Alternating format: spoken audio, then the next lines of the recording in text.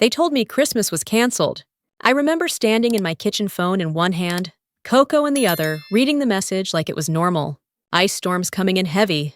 Everyone's staying home this year. Love you, stay safe. That was the exact text from my mom. And I believed her. Of course I did. Because that's what you do with people who raised you. You believe them even when your stomach twists. It was around noon. I had just finished wiping down the counters. I'd lit a candle that smelled like cinnamon and fake peace. I'd even set out 2 plates, one for me, one, just in case. Because hope is a habit I haven't broken, even when it hurts. The weather outside dry. Cold, sure, but not a flake of snow, not a hint of ice. Still, I figured maybe they were being cautious. My parents are dramatic about safety. I gave them the benefit of the doubt. I give everyone the benefit of the doubt. I turned on one of those background Christmas movies, the kind where the girl wears flannel and forgives everyone by the end. I sat down with a blanket, told myself it was okay. Just a quiet day. I'd rest, read, be grateful. I even laughed a little at myself for being so sentimental. And then I opened Instagram. That's all it took. One swipe, one photo. My cousin Nina had posted perfect family Christmas at Leona's. So much love. So blessed. I remember the caption word for word because it hit me like a slap I didn't see coming. I stared at the screen. Blinked. There they were, all of them. My mother, my father, Leona, my sister, posing like it was a magazine spread. My aunts, my uncles, even my 93-year-old grandmother, who apparently had no trouble making it through the so-called storm. They were all gathered around the table. Leona's table. Not a mask in sight, not a coat. The windows behind them showed blue skies and bare pavement. There was no storm. There never was a storm. My hands went cold. Like the blood just dropped out of me. I kept swiping. Another photo, my dad carving the turkey. My mom laying out her sugar cookies on a glass platter I gave her 2 years ago. Kids opening gifts. Wine being poured. Laughter caught mid-frame. All without me. I zoomed in on the background, as if I could Photoshop myself into the scene. As if squinting hard enough would prove I'd simply missed something. But I hadn't. They'd planned it. They lied. I didn't cry right away. I just sat there, silent. It felt too big for tears, too sharp. I tried to make sense of it. Told myself maybe it was last minute. Maybe Leona invited people spur of the moment. But the table settings said otherwise. The matching sweaters, the gifts, the goddamn centerpiece. This wasn't spontaneous. This was intentional. And me, I was sitting in my apartment surrounded by candles and silence waiting for a holiday that didn't exist for me. I started thinking about all the other times. The dinners that were canceled. The weekends they forgot to tell me about. The times I texted and got short-clipped responses. The holidays where Leona always showed up late and still got all the credit. And me, I was just the one who showed up early and stayed to clean. I didn't text anyone. I didn't call. I just sat in that ugly truth and let it sink into my skin like winter air. Because somewhere deep down, the part of me that never stopped trying to belong already knew this wasn't the first time. I just never wanted to believe it. Not until I saw it. Not until the lie was dressed up in red and green and posted online with filters and hashtags. I remember thinking, this isn't just exclusion. This is erasure. They weren't just leaving me out. They were rewriting the story to make sure I was never in it to begin with. I didn't say anything that night. Didn't call my mom. Didn't text Leona. I just closed the app, turned off the TV, and sat there in the dim light of my apartment. Hot cocoa, untouched candles, burning too sweet. I barely slept. The next morning, I did what I always do when I don't know how to feel. I got up, made a to-do list, and tried to outrun the ache with structure. But the photos wouldn't leave me alone. Not just the ones from Instagram, the ones in my head, like Thanksgiving last month. I'd shown up the night before to help prep. Peeled potatoes, chopped onions, cleaned out the fridge without being asked. Leona showed up late the next day in a cream sweater, brought a store-bought pie, and left early. My mom, when the family arrived, smiled and said Leona's done so much to make this day special. I was standing right behind her, or the time I drove 3 hours to my dad's surgery follow-up because Leona had a wellness retreat she couldn't cancel. I rearranged my work schedule, sat in the waiting room for 5 hours, picked up his prescriptions. Later, I overheard my mom on the phone telling someone we're so lucky to have Leona. She's just so emotionally in tune with the family. I kept telling myself it didn't matter, that family dynamics are messy, that I was just different, not warm enough, not social enough. I told myself that I was the quiet one, the practical one, the one who handled logistics, not emotions. That's what they said too. You're always so serious. You work too much. You never loosen up. But here's the truth. I wasn't serious. I was careful. Because I learned early that the more I asked for, the less I got. Leona could spill wine on the carpet, forget birthdays, lose thousands on her yoga studio, and still be our free spirit. Me, I showed up with spreadsheets, paid bills, scheduled appointments, and got labeled intense. Even when I helped them pay down their mortgage a few years back using money I should have saved for grad school, my dad barely acknowledged it. Just said, that's what family does. But when Leona bought my mom a scarf from Bali, she got a handwritten thank you card that used the word angelic. It didn't hit all at once, but now the pattern was impossible to ignore. They didn't just forget me. They erased me in the kindest tone possible, with smiles and half hugs, and you know how your remarks that made me question my own perception. I started thinking back further. Childhood birthdays, where my cake was store-bought, but Leona's had themes and balloons. Family vacations, where I'd stay back to help our grandmother, while Leona wandered off to take photos. Group texts where I was only tagged when something needed to be paid for. I had been useful, not cherished, and I let it happen. I kept showing up, kept hoping, kept trying to earn what Leona never had to ask for. I even remember once a few years back, when Leona and I both offered to host Christmas. She lived in a one-bedroom condo. I had a house with a guest room and parking. My mom said, we'll let Leona try this year. It'll be a fun challenge for her. When I said I'd help, Leona said I think I just want to keep it intimate. Back then, I assumed intimate meant small. Now I know it meant not you. So when my mom called the morning after that Instagram ambush, I already had the evidence pulled up. She opened with cheerful small talk. Hope you had a peaceful Christmas, honey. We missed you. I didn't raise my voice, didn't accuse. I just said Nina posted photos. You were all at Leona's. There was no ice storm. Silence. Then that shift. That cold edge she uses when she feels cornered. It was last minute, she said. You know how Leona likes to do things her own way. I waited. And you can be difficult at gatherings, she added too casually. Always so quiet. It makes people uncomfortable. There it was. The real story. I wasn't excluded by accident. I was removed. Like a stain they didn't want in the photo. So instead of talking to me, I said, you sent me a fake storm warning and pretended everyone else was staying home. She sighed. Not apologetically, just annoyed. You're being dramatic. We didn't want things to be awkward. Leona worked hard on that dinner and we thought it'd be easier this way. Easier for them. That's when I said it. How many times? She didn't respond. How many birthdays? How many dinners? How many times did you lie to me? Still silence. Come on, Mom, just give me a number. Or a year. When did you all decide I didn't belong? She snapped then. Her voice went sharp. This is exactly what I mean. You always twist things. We love you, but you make it so hard to include you. There it was. The sentence I'd been circling around my whole life. We love you, but I got off the phone without yelling, without crying. I just stared at the ceiling, letting that phrase settle in. We love you, but not enough to make room for you. That night, I poured a glass of wine I didn't want and opened old family albums. There were photos missing me from years back. Group trips I hadn't been invited to. Graduations I helped pay for but wasn't in the pictures. I looked at my own face in the few images I was in, stiff, unsure. Like I wasn't sure I had the right to be there. I started a folder on my desktop. Truth. Start here. Screenshots, text logs, emails. I didn't know what I was building yet, but something in me had started. Not rage, not yet. Just proof. Because I needed to know I wasn't making it up, that I wasn't crazy, that I hadn't just misunderstood the last 3 decades of my life, and that maybe I could stop begging for a seat at a table that was never set for me to begin with. The email came 3 days after Christmas. Subject line, can we talk privately? It was from Rachel, a longtime family friend. She used to manage my parents' finances years ago before she retired. We weren't close, not really. I remembered her from barbecues and birthdays. She always brought homemade bread and left early, but I hadn't heard from her in years. The body of the email was short. Vivian, I saw the Christmas photos online. I know what they did. I've been quiet for a long time, but I can't anymore. There's something you need to know. Can we meet in person?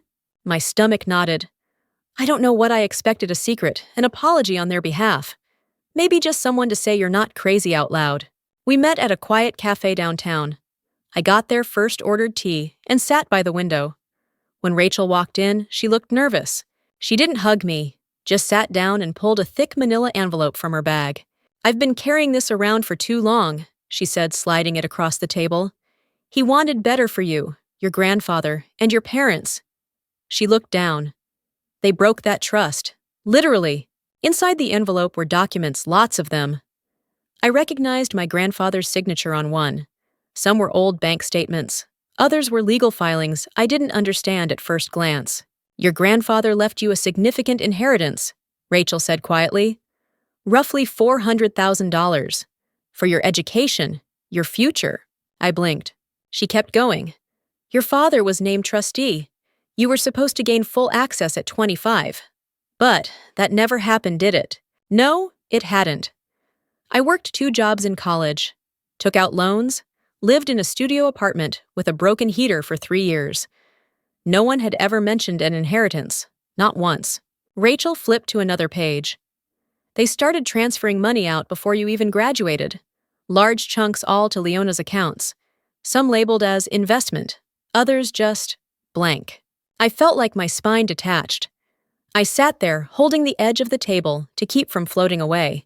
Rachel pointed to another document. Remember when they had you sign a power of attorney when you turned 18? They said it was for medical decisions. Yeah, I said. I was told it was, in case I got into an accident. It wasn't. That document gave them full control of any assets tied to your name, including property your grandfather left jointly to you and Leona. Property. They sold it, she said. All of it. Used your name, your signature. All legal, but morally. This is theft, Vivian. And they've been getting away with it for over a decade. My mind didn't know what to do with the information. My body just reacted. I felt hot, then freezing, then angry, then nothing. And why now? I asked finally. Why are you telling me now? Rachel sighed. Because I saw your mom's posts about you being unstable, ungrateful. She's laying a narrative foundation. If this ever came out, she wanted to be able to say you're unreliable. Of course. Cover the crime, then discredit the witness. I looked down at the papers again. So many of them. So many lies. So many signatures that were technically mine, but never truly informed. I'm so sorry, Rachel said. I should have said something sooner. No, I said. You're the only one who has. I went home with the envelope in my bag, like it was radioactive. I didn't cry. Not that night, not the next morning either. But I didn't sleep, I didn't eat. I just sat. They'd watched me work overtime to pay down my student debt, while using my own inheritance to send Leona to wellness retreats in Bali. They'd let me help them with mortgage payments when I could barely afford groceries while sitting on property they'd sold behind my back. Every time they told me you're so responsible, they were really saying you're so easy to steal from. I pulled up my student loan account. I still owed $27,000. I looked at my bank balance 230417. Leona had posted a photo the day before, holding a crystal bowl captioned, New Year, New Alignment. Abundance flows. I closed the app. And that's when I finally cracked. Not loud, not messy. I just said out loud to my empty apartment, this ends now. I scanned everything Rachel gave me, created folders, made backups, printed 2 sets, one for my files, one for whatever was coming next. Then I did something I hadn't done in years. I called a lawyer, Sarah Chen. She came recommended by a former client of mine, someone who said she was brilliant, ruthless, and allergic to bullshit. Perfect. We met that Friday. I handed her the documents and gave her the short version. I expected her to nod politely and say it'd be complicated. Instead, she flipped through the first few pages and said, Oh, this is bad. For them. She looked up. Do you want to file criminal charges? That sentence rewired my nervous system. I didn't know what I wanted. Justice, revenge, closure. I wanted the truth in the light, that's all. I want them to know I said. And I want them to stop pretending they didn't destroy something. She nodded. Then we start with formal notice. Give them one chance to resolve this. And if they don't, we burn it all down. I didn't flinch. The next week, I sent the invitation. To my mom, my dad, Leona, subject line, we need to talk. I told them I wanted to clear the air after Christmas, that I was ready to move forward and maybe even forgive. I knew how to speak their language, pretend reconciliation. They showed up Saturday afternoon. My mom brought a casserole. My dad wore a golf pullover. Leona looked smug like she'd already won. They sat on my couch and I let them talk for 2 minutes. Then I stood, walked to the dining table, and laid down 3 folders, each labeled with their name. Inside a complete record of the financial theft. Highlighted bank transfers, legal filings, the original trust document, power of attorney misuse. A letter from Sarah outlining the consequences. My mom was the first to speak. What is this? I didn't smile, didn't blink. This, I said, is everything you stole from me. And everything I'm prepared to recover. Legally. They stared at me like I was a stranger. You're threatening your own family, my father said. I'm warning 3 people who built their comfort on my silence. Leona's voice cracked. I didn't know, they said it wasn't like that. Every transfer went into your account, I said. You knew. You just didn't ask where it came from. My mother tried guilt. Think about what you're doing. You're tearing this family apart. You did that, I said. When you lied. When you sold what was mine.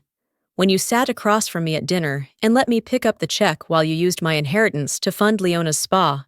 They said a lot after that. Defensive things, angry things. I stopped listening.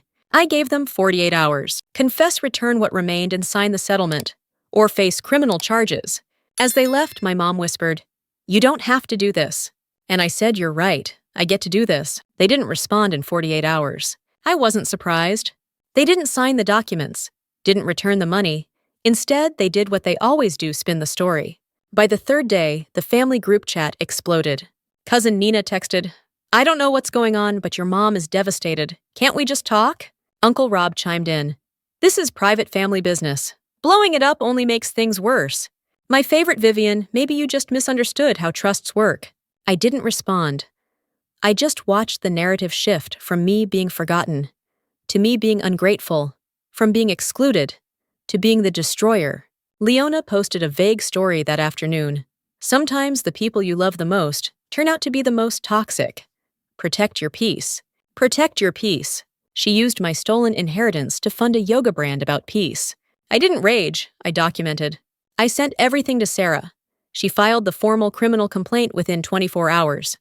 Bank fraud, estate misappropriation, power of attorney abuse, civil liability. And then she hit send. What my parents couldn't know, was that I'd already prepared everything weeks ago. The complaint, the affidavit, the statements. I'd just given them a chance to do the right thing. They didn't, so now we were doing it my way. The following Monday, I watched from my office window as the news broke. My dad, Marcus Park, was arrested at his firm downtown. White-collar crimes, embezzlement. My mom was picked up from a charity meeting she chaired every quarter. Arrested mid-lunch, still holding a forkful of salad. Leona's studio was seized. A judge ruled it an asset purchased with stolen funds. It wasn't fast or dramatic. No shouting, no collapsing to the ground. Just a quiet, cold reckoning. The group chat didn't light up this time. It went dead silent. Not even Nina. Rachel texted me that night. Just one sentence. You did the right thing. He'd be proud of you. She meant my grandfather. I didn't respond right away. I just stared at that message for a long time. Because that's what this had been about, underneath all the noise, honoring the man who believed in me, when the rest of them just used me. The weeks that followed were a blur. Depositions, paperwork, hearing dates. My lawyer handled most of it, but I showed up to everything. I looked my parents in the eye every time. Leona, too. She cried at the first hearing, wore all beige, brought tissues, said she didn't know. I said nothing. She had known. She'd just decided it was easier to believe the money was theirs, and that I was just bitter, distant, dramatic. But now I was none of those things. I was done. I moved to Seattle. It wasn't dramatic. I didn't pack a moving truck with a playlist and a montage. I just sold my car, rented a 1-bedroom near a park, and transferred jobs. It was quiet at first, lonely sometimes, but it was mine. No one in Seattle knew about the drama. No one saw me as the serious sister or the difficult one. I was just Vivian, The woman who made clean spreadsheets and liked her coffee black and never showed up without receipts. I started therapy. First session, I said, I don't think I want to be fixed. I just want to stop explaining myself to people who never really listened. My therapist smiled. That sounds like a good place to start. At work, I got promoted. Quietly, without ceremony. They said, we've noticed you handle chaos well. I laughed harder than I should have. I joined a book club, started hiking, made friends who never asked about my family, just about what I was reading, what I was cooking, how I was feeling. The absence of judgment felt like fresh air. I started sleeping better, started smiling more. Sometimes I'd catch myself humming while brushing my teeth little things that told me my nervous system was learning safety again. 6 months after the final court date, Rachel came to visit. She was passing through Seattle and asked to meet for coffee. She brought a small photo album with her, said she'd found it while clearing out her storage unit. Inside pictures of my grandfather and me, one with me sitting on his shoulders at the lake, one where I'm maybe 5 years old holding a toy calculator, one where he's teaching me how to fish, both of us laughing like we didn't know the world could betray you. He always said you were the strong one, Rachel told me. Even when you were little. He knew they favored Leona. But he believed in you. That's why he left it to you. I touched the page gently. That little girl, wide-eyed, holding a plastic rod, had no idea what was coming. But maybe she also had no idea who she'd become. I never called my parents again. They never reached out. They accepted the plea deal, paid restitution. They lost their reputations, their jobs, their shine. Leona got a job as a receptionist at a wellness clinic in Oregon. No more retreats, no more glossy stories. I think she's still pretending she didn't know. That's fine. I'm not pretending anymore. One afternoon, I took a walk through Discovery Park, just me and the wind. I sat on a bench overlooking the water, pulled out my journal, and wrote something that surprised me. I don't want revenge anymore. I just want to keep living in rooms they'll never enter. And that felt like peace. Not the kind sold in yoga studios. The kind earned with boundaries, truth, and silence. The kind where you no longer need to be seen by people who spent years trying not to look at you. A year passed. No dramatic chapters, no surprise calls, no teary apologies. Just space, blessed quiet space. Sometimes that's all healing needs, not answers. Not closure, just distance wide enough to see clearly. And from this distance, I see them for what they are. Not monsters. Not villains. Just people who chose comfort over honesty. People who needed someone to scapegoat so they didn't have to face themselves. For years, I let their story become mine. The serious one. The outsider. The family burden. But that wasn't ever me. That was their lens. Their convenience.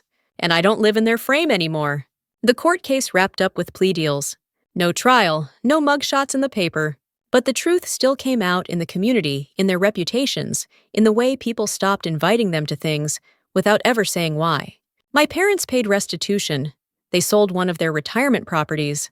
It barely made a dent in what they owed emotionally, but legally, it was enough. They didn't contest the judgment. They didn't contact me. They just disappeared from my life. For once, they left me out. And for the first time, I was grateful. Leona emailed me once. Short, cold. I didn't know. I wish things had been different. I didn't respond. Not because I wanted to punish her. Because I genuinely had nothing to say. She wasn't the mastermind. But she benefited and chose not to ask questions. That makes her complicit. Not evil, just weak. And I have no room in my life for weak ties masquerading as love. People ask me sometimes, especially new friends, if I miss them. Miss what exactly? The performance, the hollow birthdays. The group texts I was only added to when they needed a favor. No, I don't miss being tolerated. I've built something else. I've started mentoring younger women in finance, especially those who've dealt with family pressure manipulation or being the responsible one. Turns out there are a lot of us. We meet once a month. We talk money boundaries, inheritance shame. Things families never taught us because they were too busy pretending none of it mattered until it did. We talk about the price of being good daughters in families that weaponize guilt. We talk about saying no without explanation.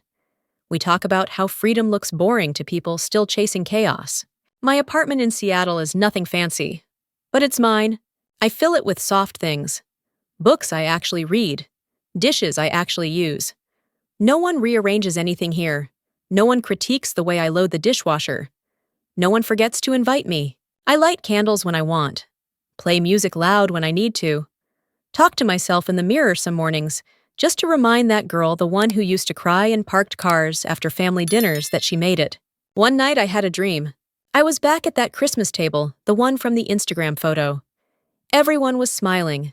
The lights were warm, the food perfect. Only this time, I was standing behind a glass wall. I could see them, hear them laughing, but I couldn't enter. I wasn't invited, and for the first time I didn't knock. I didn't press my face to the glass or beg to be let in.